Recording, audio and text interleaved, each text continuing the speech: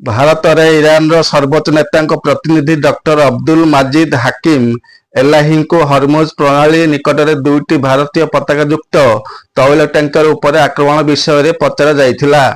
ଏହାର ଉତ୍ତରରେ ସେ କହିଥିଲେ ଯେ ଏହିପରି କୌଣସି ଘଟଣା ସମ୍ପର୍କରେ ତାଙ୍କ ପାଖରେ କୌଣସି ସୂଚନା ନାହିଁ।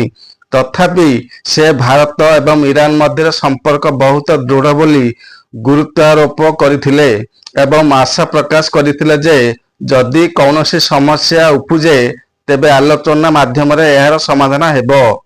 ଆପଣମାନଙ୍କ ଭଲ ପାଇବା ସ୍ୱରୂପ ଗୋଟେ ଲାଇକ୍ ନିଶ୍ଚିତ ଭାବେ ରଖିଦେବେ।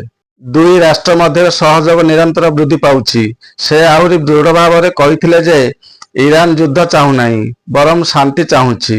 ସେ ଭାରତର ପ୍ରଧାନମନ୍ତ୍ରୀ ଏବଂ ଇରାନର ରାଷ୍ଟ୍ରପତି ମାସୁଦ ପେଜେଶିଆନଙ୍କ ମଧ୍ୟରେ ହୋଇଥିବା ସାମ୍ପ୍ରତିକ ଆଲୋଚନାକୁ ସଫଳ ବୋଲି ବର୍ଣ୍ଣନା କରିଥିଲେ, ଯାହା ଉଭୟ ଦେଶର ନେତାଙ୍କ ମଧ୍ୟରେ ଦୃଢ଼ ପାରସ୍ପରିକ ବୁଝାମଣାକୁ ଉତ୍କର୍ଷ କରିଥିଲା। ସେ ଏହା ମଧ୍ୟ ସୂଚାଇଥିଲେ ଯେ ଭାରତ ଏବଂ ଇରାନ ମଧ୍ୟରେ ସମ୍ପର୍କ ହଜାର ହଜାର ବର୍ଷ ପୁରୁଣା, ଯାହା ଗଭୀର ସାଂସ୍କୃତିକ, ଶିକ୍ଷାଗତ ଏବଂ ସଭ୍ୟତାଗତ ସମ୍ପର୍କ ଦ୍ୱାରା ବର୍ଣ୍ଣିତ। ଓମାନ ଉପକୂଳରେ ହରମୁଜ ପ୍ରଣାଳୀ ନିକଟରେ ଦୁଇଟି ଭାରତୀୟ ପତାକାଯୁକ୍ତ ତୈଳ ଟ୍ୟାଙ୍କର ଉପରେ ଗୁଳିଚାଳନା। ଟ୍ୟାଙ୍କରଗୁଡ଼ିକୁ ଜଗ ଅନର୍ଭ ଏବଂ ସାନମାର ହେରାଲ୍ଡ ଭାବରେ ଚିହ୍ନଟ କରାଯାଇଛି। ଉଭୟ ଇରାକରୁ ତେଲ ପରିବହନ କରୁଥିଲେ। ପଶ୍ଚିମ ଏସିଆରେ ଚାଲିଥିବା ସଂଘର୍ଷ ସହିତ ତେଲ ଯୋଗାଣ ଏବଂ ମୂଲ୍ୟ ସମ୍ପର୍କରେ ପୂର୍ବରୁ ଚିନ୍ତା ଥିଲା। ରିପୋର୍ଟ ସୂଚିତ କରୁଛି ଯେ ଉଭୟ ଜାହାଜ ଉପରେ ଗୁଳିଚାଳନା କରାଯାଇଥିଲା। ଏହି ଘଟଣା ପରେ ଭାରତ ଏକ କଡ଼ା ପ୍ରତିକ୍ରିୟା ଜାରି କରିଛି।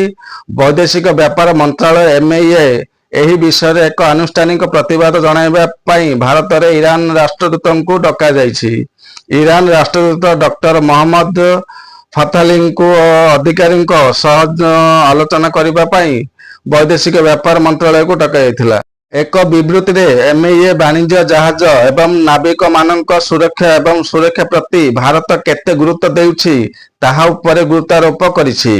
ମନେ ପକାଇଛି ଯେ ଇରାନ ପୂର୍ବରୁ ଭାରତକୁ ଯାଉଥିବା ଅନେକ ଜାହାଜକୁ ସୁରକ୍ଷିତ ପଥ ପ୍ରଦାନ କରିଥିଲା।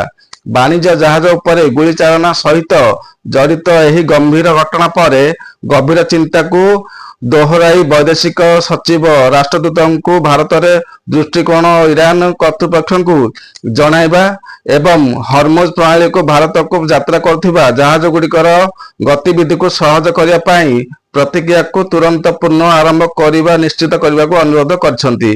ବୈଦେଶିକ ମନ୍ତ୍ରଣାଳୟ ଅନୁଯାୟୀ ଇରାନୀ ରାଷ୍ଟ୍ରଦୂତ ଏହି ମତାମତଗୁଡ଼ିକୁ ଇରାନୀ କର୍ତ୍ତୃପକ୍ଷଙ୍କ ନିକଟରେ ପହଞ୍ଚାଇବାକୁ ପ୍ରତିଶ୍ରୁତି ଦେଇଛନ୍ତି।